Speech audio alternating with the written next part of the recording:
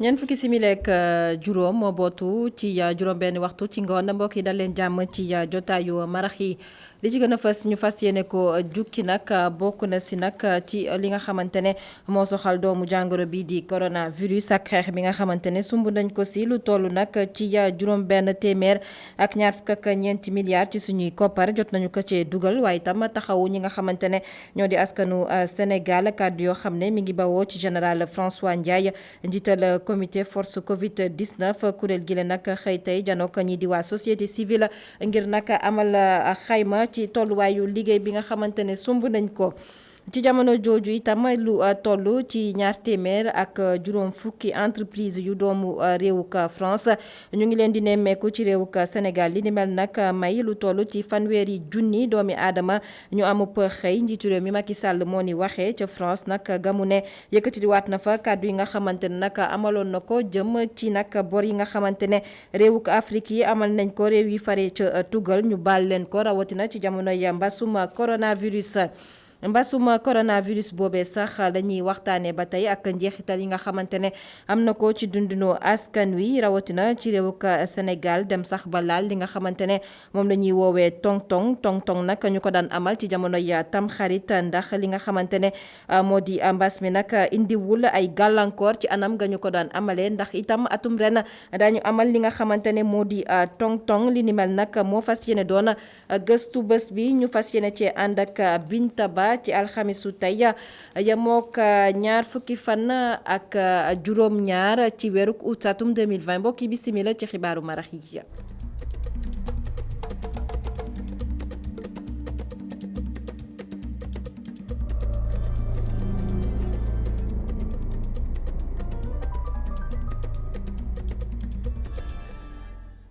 ci bésub ñaar fukki fan ci weeru atum 2020 xayma gi ñu jot a amal ci xeex bi nga xamante ne sumb nañ ko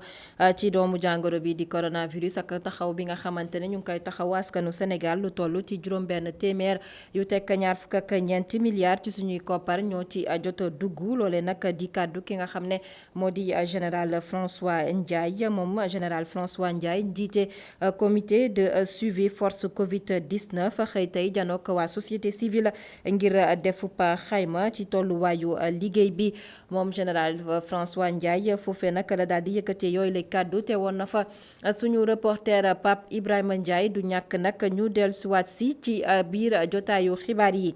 ci jamono ji nga xamante ne moom général François Ndiaye ak kuréel bile di ak comité force Covid 19 ñu ngi doon janook ñi nga xamante ne ñoo di waa société civile Alioune Sall maire bu Guédiawaye nekk itam ci gi nga xamante ne moom moo jiite AMS moom nag jot na faa yëkkati ay kàddu xam ne itam tolluwaayu xeex mi ak li nga xamante ne jural na ko maire yi yu Sénégal waaye itam maire yi seenub liggéey ci boobule xeex Alioune Sall ñu teewlu ko ak Pape Ibrahima Ndiaye. Alioune Sall ak Pape Ibrahima Ndiaye du ñàkk moom itam ñu dellusiwaat si ci biir xibaar yi ñaar téeméer ak juróom fukki entreprise yu doomu réew ko France moom la ñuy nemmeeku ci réew ko Sénégal li ni mel may xëy lu toll ci fanweeri junni doomi aadama loole nag di kaddu que président de la République Macky Sall ca ba mu newee ca réew ko France foofee sax daal na fay dàbbaliwaat kaddu yi nga xamante ne jotoon na ko yëkkati ngir ñu niilal bor yi nga xamante ne réew yi faree ci déndoo Afrique jot nañu ko amal ay réew rawatina ci jamonoy mbas bi Papa Alioune Sarr. Mesdames et messieurs les ministres. soo leen xamul li mu entreprise française yi fii ci Sénégal njiiti réew mi di Macky Sall moo leen koy jox ñoom seen lim toll na ci ñaar téeméer ak juróom fukk entreprise yooyu daal di créer 30 000 emplois suñu koy xayma kuréelu liggéeykaay bu nekk ci France dina employé lu ëpp téeméeru Sénégal mën nañoo wax ni diggante Sénégal ak France démb ak kàllaama bi boole na leen waaye mënuñoo fàtte koom-koom bi fii ci Sénégal nag mbas bi di Covid 19 sonal na koom-koom bi bu baax li tax ci université d'été bu MEDEF bu am ci France Macky Sall di ñaanaat dëkku nasaraan yi ñu daal di annuler dette publique africaine boo xam ne si 2% rek lay représenté ci volume mondial lii nag dina tax dëkku Afrique yi gën a génn ci mbas bi ndaxte fii Sénégal taux de croissance bi wàññeeku na bu baax suñu sukkandikoo ci estimation yi jógee na ci 6% daal di daanu ba 1% ngir wuuti lu ne mel nag njiitu réew mi daal dina dugal ci xaalis lu ëpp 550 milliards ci suñu koppar ci programme résilience économique koppar bi secteur yu bëri daal ci jot wàllum santé daal si jiitu ci weeru septembre bi di ñëw sax Macky Sall dina adopté programme d'action prioritaire lu mu ci dugal ci koppar toll ci 22 milliards d'euros ci France njiitum réew mi di ñaax investisseurs yi ñu ñëw ci Afrique soppi bët lu ñuy xoolee dëkk yu fi nekk ndaxte ci xalaatam Afrique tegu na ci yoon bi jëm ci ëllëgu naat. de votre attachement au Sénégal et à l'Afrique. basuma coronavirus war naa mën a doon ab porox ndoll ci réew ka Sénégal ngir mu gën a joyanti waaye itam ñoŋal li nga xamante ne moo di diggante mag yeneen réew yi nga xamante ne ñoo faree ci biti réew ñu koy woowee wàllub diplomatie loole nag di kàddu ki nga xamante ne moo di Alpha Wali Diallo moom nag spécialiste la maanaam xam-xamam dafa màcc ci wàllum relation internationale kenn la woon ci ganuk Alassane Samba Diop ci matinal bu iRadio gannaaw gi daal dina yëkkati ay kàddu dénk ko Adama Sara. dafa doon lu baax ci Sénégal ci taxawaay bi mu tax mën a taxaw ci biir CEDEAO parce que umpu leen que ni ñun liñ fi jot a xam Senghor bi mu fi nekk ak nit ñi dañu doon xaar Sénégal wax ba pare ñu topp ci gannaawam peut-être at yi ci kii am na lu ci ñagas tuuti nit ñi xoolaat nañ ko waaye lii am ni yaakaar naa occasion la boo xam ne ni suñu njiit yi ak ñun ñëpp affaire yëpp war nañu liggéey ba nga xam ne ni dañuy delloo buur sa mboy mboy Sénégal fa mu nekkoon en termes de diplomatie ñu yóbbuwaat ko foofu te yaakaar naa ni loolu dina baax Afrique de l'Ouest. gëstu beeg xeltu bi waaye itam lépp loo xamante ne wàllub xam-xam la war nañ ko mën a séddoo diggante réew yi ngir rek mën a xeex doomu jàngoro bi di coronavirus Ndioro Ndiaye moom itam moo ni waxee ne woon fi jëwriñ bokkoon itam ci gan yi nga xamante ne teewoon nañu ci matinal bu iRadio ak Alassane Samba Diop ñu teewlu ko ba tey ci micro Adama Sara. mënoon nañu gën a lëkkaloo mënoon nañu seet faiblesse yi ak force yi ñi am. buñ ko évaluer ñu seet naka la ñu mën a sottante xel ba pare dimbalante ci suñu ay biir parce que nga hospitaliser kenn en Gambie ou en Guinée-Bissau wala quelque part autour de nous eh bien doon na tax que d'abord ay xalaat ay jàngat yu bari génn ci mais doon na tax également ku ci nekk évaluer sa capacité système de santé mais loolu yëpp dañ koy jàngat di ci liggéey naka la ñu mën a def tam pour coopérer ak yeneen réew yi fii en général Union européenne dañuy liggéey ak ñoom mais également bilatéral muy France di Italie di Espagne pays yi boo leen jëlee ci nekk individuellement da nga am naka ngay doxalee sa coopération ak le Sénégal. mbasuma coronavirus tolluwaay bi jamono ji ci réew ak Sénégal ci bésub tey nag ñaari doomi aadama ñoom ñoo yokku ci lim gi nga xamante ne ñoo faatu ndax coronavirus yóbbu ko nag ba ñaar téeméer ak juróom-ñaar fukk ak juróom-ñaari doomi aadama ci bésub tey nag yemook alxamis test ya ñu jot amal toll ci junni ak ñaar téeméer ak ñeent fukk ak ñaar lu toll ci téeméer ak juróom-ñett ñoo ci daal di génn amee feebar bi di coronavirus ñeent fukk ak juróom-ñeent ñoo ci nekk ay cas communautaire ñeent fukk ak ñett nekk ci sauvetage téeméer ak ñaar fukk ak ñaar ñoom nag wér nañu ci kàddu ki nga xamante ne moo di docteur El Hadj Mamadou Ndiaye moom mooy directeur bu prévention ñu waxtaanee coowal suuf ak lu jëm ci littoral bi waaye nag jamono ji la gën a faral nag li gën a waral ñu waxtaanee si moo di nag lël bi nga xamante ne ubbi nañ ko tey lël boobee nag la ñu fa doon waxtaanee di projet de loi bi nga xamante ne moo jëm ci décret d'application bu littoral bi loolu nag nguuru Sénégal ak ñamu ci lëkkalool ñoo ci jot a amalub ndaje ñu jàpp ne bile projet de loi dina indi saafara ci coow li nga xamante ne moom lañ doon nemmeeku ci littoral bu Ndakaaru waaye itam li nga xamante ne moo di occupation anarchique biñ ci nemmeeku Adama Sara.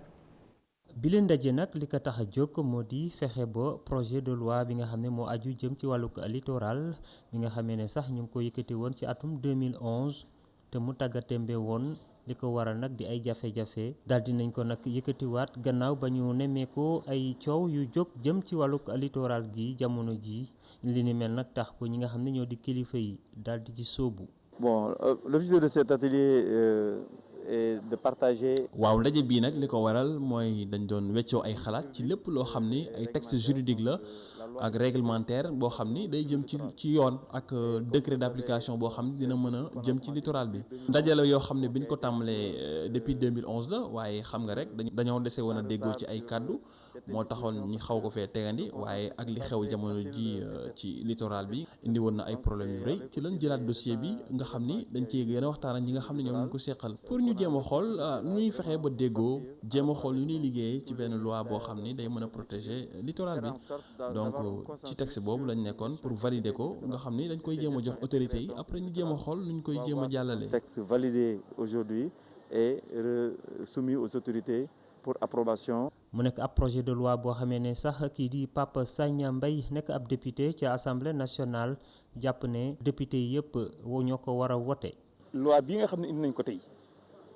di war ko valider mu jëm ci domaine boo xam ne alam bi la muy loo xam ne lii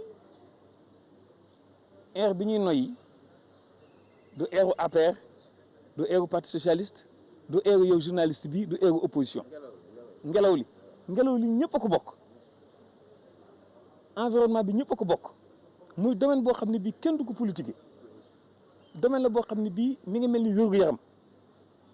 naka lañ koy defee kañ la ñuy xalaat kii nii laa ko gisee kii nii laa ko gisee waaye ndax baax na wax fa dëgg ne xel ñëpp dañ ciy bokk kàngamloo. lu aju nag ci ñi nga xam ne ñoom ñoo di partenaire technique yu Sénégal daal di nañ rafetlu bu baax bi le projet de loi. Moi je vois que la loi littoral est nécessaire pour le Sénégal. man jàpp naa ni loi boo xam ni day aar suñu littoral bi lu am solo la ci réew mu mel ni Sénégal surtout réew moo xam ni dafa bëgg émergence kon ñi jéem a fexe nu ñuy xalaate ci ay loi yoo xam ni day accompagner développement bi nga xam ne day gën a aar littoral bi loolu lu am solo la te dina bokk ci li nga xam ni day gën a xëcc investisseurs yi mais aussi dina tax mu aar li nga xam ni mooy moomeelu askan wi te dina gën a yombal jot googu ñuy jot ci seen alal. Des espaces et permettre à tout le public d'accéder à un bien public. domaine littoral bi jamono ji nag yëkkati na ay coow yu bari mu nekk nag ab bërëb boo xamee ne jamono ji daal ñu bari jàpp nañ ne dañ koy saax-saaxee li ni mel nag dina tax ba bile projet de loi mën a dakkal li ni mel.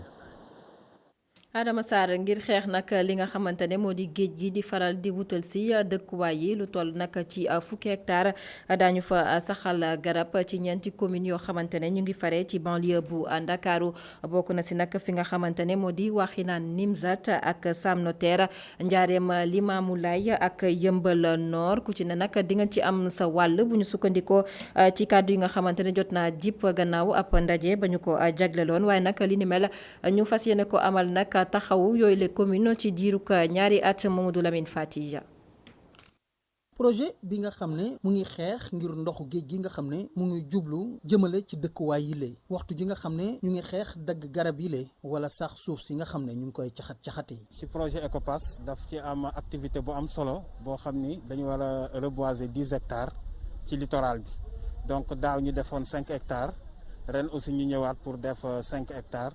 mu nekk 1,5 hectare ci commune bu nekk. projet bi daaw bi mu en fait bi mu jëmbatee ba pare site bu nekk dafa taxawal benn comité boobu nag eaux et forêts ñi ngi ci biir comité boobu points focaux yi nga xam ne ñoo nekk ci communes yi ñi ngi ci biir comité boobu association yi ñi ngi ci biir ñoom ñooy gérer lépp lu jëm ci wàllu arrosage bi ak wàllu suivi bi ak durabilité bi loolu yëpp comité yooyu ñoom lañ ciy àndandool di ci liggéey. bépp projet bu ñu gis rek foog mu am toppatoo loolu tax na ba askan bi nga xam ne ñoo dëkkee ci watu littoral bi lee di jóg taxaw ci li nu mel. bu fexee maanaam population yi ak riverains yi nga xam ne ñoo dëkk ci wàllu wetu fi nga xam ne moom la ñu reboiser ñu approprier wu projet bi et que vraiment ñu fexe par une bonne communication maanaam waxtaan ak nit ñi ba nga xam ni dinañ mën a ñëw jàpp ci arrosage bi jàpp ci calendrier bi nga xam ne moom la ñu fixé pour saa su ne ñu fiy jaar di saytu garab yi nit ñi respecté ko. ci projet gi lee mairie Njaareem Limamoulaye nee na dina jóg taxaw temm jàppale ñi nga xam ne ñooy def saxal garab gi lee ngir ñu mun koo wëyal. waaw ginnaaw bi mairie bi jàppee ñu teg comité de pilotage nga xam ne comité bi organisation yi nga xam ne ñoo organisation environnementale yi nga xam ne ñoo composé projet bi ñoo ci nekk mairie bi day ñëw dugg si ak volontaires yi nga xam ne ñoo nekk si biir commune bi ak Amazone yi nga xam ne fu kilifa gi jëm ñu topp ko ñu intégré leen ci biir dispositif bi ba arrosage bi mën a bañ a dakk ndax jëmbat garab baax na waaye lépp solo mooy fii ak juróom-benn weer nga ñëwaat fi gis na li ñu jëmbatoon lépp taxaw na loolu mooy pari bi nga xam ne moom la mairie bëgg a ànd ak projet bi pour mën ko réussir. ci ñaari at projet bii di Ecopass ànd ceeg kilifa gox-goxaan yile ak askan gile ñoom dinañ saxal ci fukki hectare ay garab ci commune Wakhinane Nimzatt Ndiarème Limamoulaye ak Yeumbeul Nord du nu mel ñu bëgg rek ndox mi nga xam ne mooy jëmale ci dëkkuwaay yi ñu dakkal ko. Mamadou Lamine Faty ci garab yooyu ñuy saxal nag garab yu ñu taamu bokk na ci garabu koko ak filao lépp nag ngir xeex ak géej gi nga xam ne dafay faral di wutal si dëkkuwaay yi ki nga xamante ne nag moo di capitaine Daouda Bodian di chef service eaux et forêt bu Guédiawaye moom nag dellusiwaat na ana lan moo tax ñu taamu yooyu le garab ak liggéey bi nañu ko fas yéene amale ñu teewlu ay kàddoom. garab yi seen xol bokkut. am na ñi nga xam ne dañuy jekkal xar kanam plage bi mooy comme cocotier bi mais aussi dañ ko jël parce que bokk na ci xeet garab yi nga xam ne yi ñemee nekk ci wetu géej te ñu fay dund di fa màgg moo tax ñu yaakaar ni am nañu chance ñi màgg fii donc bu ñu màggee dinañu changer xar kanam littoral bi beneen xeet garab bu ñu nga xam ne dañ ko jël mooy filao bi nag moom nekk na boo xamante ne am na sañ-sañ nekk ci wetu géej waaye dina bokk ci ñuy téye suuf si ndax suuf si bañ a dem yàq talibale bi nga xam ne tey état du Sénégal moo ko jagle askan bi te ñu war ko aar ndax mu yàgg fii donc filao rôle mu ngi noonu moo tax ñu dugal ci biir cocotier yi ay tànk filao pour ñu mën a téye suuf si bokk aussi si yàq changer visage positif littoral bi. Màggal Touba atum 2020 kuréel gi nga xamante ne moom la ñu denk nag ngir mu daal di amal boobule liggéey ñoom nag jot nañoo amalub ndaje tey ji nag ñu daal di janook ak ki nga xamante ne ab délégation la ci njiitalu ki nga xam ne moo yore kàdduk kii di xalif général Mouride di Cheikh Bassirou Abdoul Khadr Mbacké ñoom nag jot nañoo amalub waxtaan ñu xam ne nag anam bi nga xamante ne moom la ñu fasañee amalee lii di màggal bu Touba atub ren yemook édition bu 2020 waaye itam xam ne nañ ne daañu sàmmonteek matukaay yi war ngir mooy tondiku doomu jàngoro bi di coronavirus góor ndak loo ci wàccaayug màggalu Touba gi ñu dëgmal comité d'organisation bi amal ab comité régional de développement ci gouvernance bu njaareem ci teewaayu autorité administrative locale yi ki ngàlloo kàdduk xalif général kullu murit ne bis bi ñuy waajal nag day bis boo xam ne ndigalu Sëriñ Touba mooy màggal di bis bi gën a rëy ci ñu yaakaar Sëriñ Touba Cheikh Abdoul Ahad Mbacké daa wax ne mooy suñu fête indépendance noonu la ko daa waxee kon bis bi lépp lu ñu am rek ci lañ ko amee. ci lu jëm ci wàllum organisation symposium yi Cheikh Bass Abdoul Khadr xamle ne dinañu amal ay yeesal ci ren jilee lenn ci ndaje yi nga xam ne sax daanañ ko def te xam ne mën naa jur fitne wala ay jàngoro yu ci juddoo yooyu sax wàññi ko mooy lu mel ne colloque international bi nga xam ne par ñeenti at lañ ko def ren ji yàlla def na ngir xam fi adduna toll tax ñu sant ko def ko ci xarala yi ngeen di tudde léegi visio conférence nga xam ne ñii dañu nekk Sénégal ñu nekk Arabie Saoudite ñu nekk Iran ñu nekk Irak ba Syrie ak réew yu bari ba Amérique France am na ñoo xam ne conférence yi noonu lañ ko doxale kenn ku ci ne fa nga nekk di ko dund ba mu mel ne ni ñu ko daan defee. màggal gi yembokk jamono ji mbas mi di lëmbee àdduna bi tax porte-parole xalif général kullu murit sàkku ci taalibe yi ñu gën a farlu ci mesure yi waaye docteur yi tekk. sëriñ bi bëggut feebar bi di law ci àdduna si kon Cheikh Mouhamadou Mountakha bëggut lenn luy indi feebar bi law moo tax waxtu wu ne muy fàttali nit ñi di leen wattandiku loo lépp loo xam ne mën na andi jàngoro ji wàllaare kon loolu itam na ko ñëpp xamal yëmu ca it ndax dañuy wax ne sunna mooy lépp loo xam ne rasulullahi sallallahu alayhi wa sallam wax na ko wala mu jëf ko wala ñu jëf ko ci kanamam te weddi ko sëriñ bi nag yëmu ci wax waaye dafa wax ñëpp di dégg yëmu ca mu jëf ñëpp gis. ci njaareem comité d'organisation bu Grand Magal bu Touba dalal xel yi ginnaaw ba ñuy xamle ne daañu jël bépp matuwaay ngir màggal tukkib Cheikh Ahmadou Bamba Xaadimu Rasuul yem bokk fukki fan ak juróom-ñett ci weeru safar.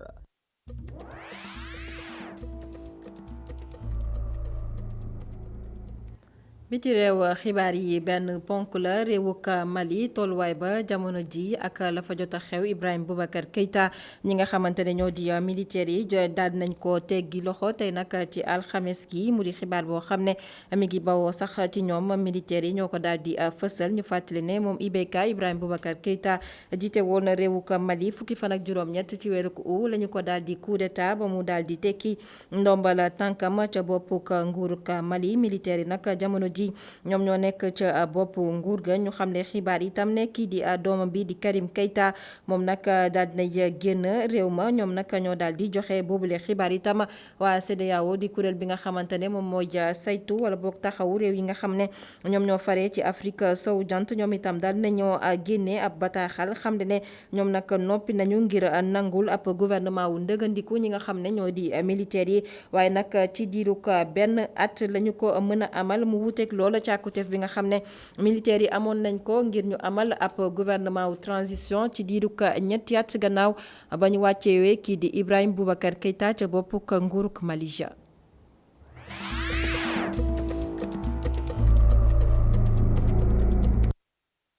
tong-tong ndax daañu ko amal ci atum ren tong-tong di nag li nga xamante ne dañu ko doon faral di amal fii ci Sénégal ñeel nag feetal tam xarit ñu daal di séddale ay ndawal fi nga xamante ne moo di ci gox yeeg gox-goxaat yi ñi nga xam ne ñooy askan nga yeewoo ci gox yi faraloon nag di dajale koppar jënd ay nag daal di koy séddoo ci seenu biir waaye nag atum ren ndax li ni mel daañu ko amal li ko sabab nag ñu daal di samp ab laaj mbasum coronavirus wala boog anam ba ñu ko doon amalee ndax dañu ko fas yéene soppi ba reportage. Achoura di bésub tamxarit fii ci Sénégal ñenn ci askan wi baaxoo woon daan dajale seeni koppar ngir mën a jënd nag. non xam nga foofu lu Moussa ñëw nii moom comme ni xale yi daan def ci kar tamxarit bu ma sa egsi nii bu ma veille bu ma sa ñëw fii mu nekk ñu ngi préparé di waxtaan di heure yi lañ daan réglé kees yi xam nga seetlu ba xam ne dañuy am nangami nag la ñuy bëgg ndax dañ ko am bu ñu ko amul ñu xam ne ñu def mottali ko. ñu séddale ku nekk ñoon lii ngay moota dolli pour ñu mottali bu jënd nangam nag parce que nangam naar lañ bëgg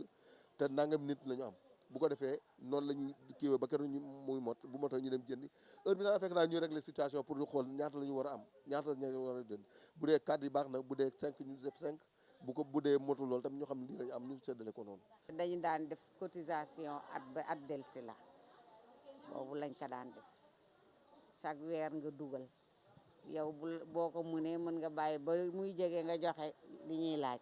Babacar Mbaye di waajur làkk lu ëpp juróom fukki at di fësal ni dañ daan yeew ay nag yu bëri daan ko séddale ci ñi nga xamante ne ñoo joxe seen xaalis. no ambiance bu mu doon am chaque am ba léegi bu ñëwee da nga koy day nekk ci yow mais doo ko gis parce que amatul mais neexul na trop vraiment. ambiance boobu daan am foofu dans les temps manqué nañu. Modou dib mécanicien ñu fekk ko ci bërëbu liggéeyukaayam loxo yi takk ripp ak huile gannaaw gi lay daal di dog la muy def ngir mën a fàttaliku moom itam ay jamonoom. waaw ñoom maman yi moom manqué nañu trop comme suñu parents yi bañ fi nekkee niñ ko daan dundee loolu moom gisatuñ ko jamono yi quoi c'est parce que paa yi dañ doon def paa yi dañ daan ñëw jënd nag yi ñun lañ koy dénk première fois bi nag yaakaaroon nañu paa yi dañoo sérieux mais jour boobu noonu dafa metti yàq say nelaw ñëw di leen di xoolal seen nag ñu dem ba rey ko séddale seen yàpp yow cargeen sax may ñu la ko ci xam nga ma ni non graaw lii peut-être beneen yoon di nga am beneen plan booy teg waaw yàlla dogal nag boobu passé beneen bu ci tegu ñu dénkaan ñu affaire yi mais après wax dëgg yàlla ñoom it rëccu nañ ko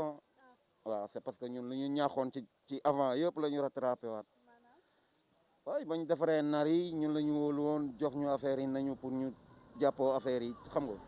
paanu yàpp yi ñuy kii noonu pour sotti ko ci jal bi ñu ko war a séddale mais man damay wut sam benn saaku fële ah oui léeg-léeg mu jël rek dugal ci biir saako bi léeg-léeg damay am ay 30 kilos laa la wax nii ñëw jaayaat leen ko ñoom loolu laa ci gañe woon mais metti woon na quoi bañ demee tamit ba yëg ni tamit ñun ñooy dóor affaire yi façon bu ne dégg nañ ko. bile xew-xewu démb jafe na fi mu toll nii nga gis ko ci mim xew ndax doxalin yu ni mel daan na tax ba kenn du xàmmee ki am ak i néew doole. nama leen ko junjee woon ci bopp xibaar yi laataa ñu yëkkati jotaay gi ñu dellu si waat si di comité force Covid 19 mi def ba xayma tey nag ñu daal di xamle ne ci bésub ñaar fukki fan ci weeru ko u ne nag tolluwaayu liggéey bi lu toll ci juróom-benn téeméer ak ñaar fukk ak ñeenti milliards ci suñuy koppar jot nañu ko dajale daal di koy jagleel nag xeex bi nga xam ne sumb nañ ko ngir rek taxawu waaye itam jële fi doomu jàngoro bi di coronavirus taxawu askan wi ci seen wàllub koom-koom ki jiite. boobule kuréel général François Ndiaye moo ko daal di xamle gannaaw nag moom doon janoo ko société civile ci teewaayu Pape Ibrahima Ndiaye. gannaaw bu mu wëree région yu nekk ci Sénégal nag comité force Covid 19 jàkkaarloo na ak ñi nga xam ne ñooy représenté société civile sénégalaise ngir def xayma bi parcours bu ñu def ci Sénégal waaye tamit données yi nga xam ne am nañ ko ci ministères yi moo tax ñu amal li ni mel. Au plan financier. À la date du 20 août, je pense que vous avez un point. ci jamono ju ñu nekk nag li ñu mën a wax moo di ne suñu jàppee ci bésub ñaar fukki fan ci weeru août lu jëm ci koppar yi ñu dugal ci programme de résilience économique bi mën nañoo jàpp ne weesu na liiti 624 milliards te mu wuteeg loolu léew ñu bëri jàpp ndax ñenn ñi dañoo jàpp ne 1000 milliards yi ñuy wax dafa nekk xaalis boo xam ne dafay teew ñu mën koo jëfandikoo loolu amul lenn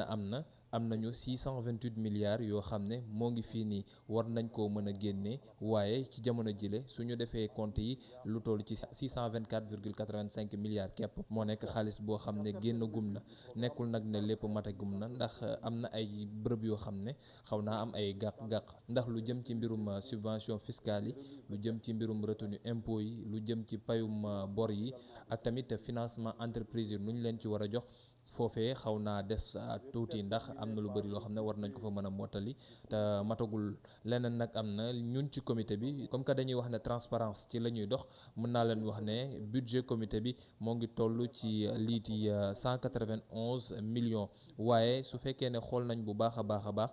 suñu defee ay xayma ba ñu tàmbalee léegi ci bésub ñaar fukki fan ci weeru ut gi ñun 76 millions kese la ñu dépensé gum lu tax ñu def dépense yu ndaw yooyu moo di ne dañu téye suñu bopp xañ suñu bopp lu bëri ngir mën a def liggéey bi ci nu mu waree. Beaucoup de retenues militaires parce qu'à la date du 20 août 2020 les dépenses effectuées ne s'élèvent qu'à 73 millions. ba ñu jàkkaarloo ak waa société civile général François Ndiaye di xamal ne ñi mu àndal ñi ngi def seen kéemtalaay kàttan ngir liggéey bi mën a yemb organisation yi rafetlu bu baax li ni mel waaye nag taxul ñu bañ a def seeni recommandation. bu fekkee ne ki yoroo seen kaddu conseiller président la mën na tey xel loolu benn la ci loo xam ne recommandation la beneen bi mooy jàpp nañ ne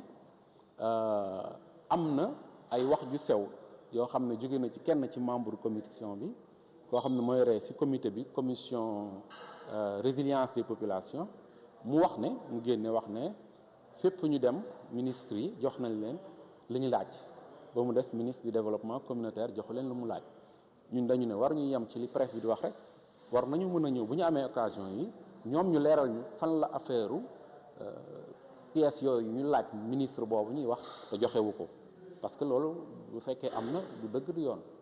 beneen bi mooy li nga xamante ne fi ñu jaarale ndimbal bi jàpp nañ ne ñu bëri ci Sénégalais yi mënoon nañ ko jaarale ci joxe ko xaalis wala ñu joxe ko ay dund loolu dëgg lam du dëgg jàpp nañ ne communauté bi war na ci mën a liggéey xarañ def ci ay analyse ndaxte comité bi dafa war a nekk kuréel goo xam ne li muy génn après ci rapport dañ koy utiliser. ci biir waxtaan bi comité force Covid 19 daal na fësal ay jafe-jafe wala lu baax ci plan de résilience économique bi waaye tamit wax ci ay tuuma yoo xam ne dañ koy dégg ci presse bi waaye général Ndiaye jàpp ne lépp solo mooy liggéey bi nga xam ne ñu ngi ci.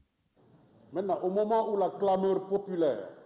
ci jamono joo xam ne nag soo xoolee ci internet yi ci réseaux sociaux yi yu bëri ci ay wax moo ngi fay judd ay rumeur yu dul jeex ñoo ngi fay am jëm ci mbirum nu ñuy dépenser xaalis beeg def nañu lii defuñu lale ñu bëri ci nekk ci biir comité bi li ñuy xaar ci ñoom mooy lenn nañu am hauteur maanaam nañu mën a téye seen bopp xam ne population bi lañ fi toogal sénégalais yi lañ fi toogal kon nag faw ñu mën a téye seen bopp moytu yenn xëccoo yi moytu yenn xiiroo yi ak ŋaayoo yi xam na ne sénégalais yi moo leen tax a jóg du parti wala benn polémique boo xam ne war nañ ko mën a def ñoom daal war nañu jiital intérêt sénégalais yi ndax lépp mën a jaar ci yoon. de concertation.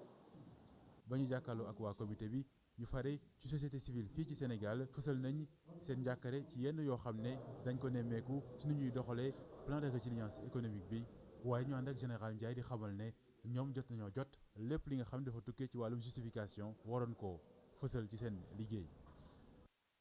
mu ngoog Pape Ibrahima Ndiaye jotaayu marax yi fi la ñu koy yëkkati amoon mbégte dégtal leen xibaar yi kon xibaar yi di woyandi ci www.emedia.sn léegi ngeen woyandi ak Khalifa Diakhaté ci seen bloc d'information la totale.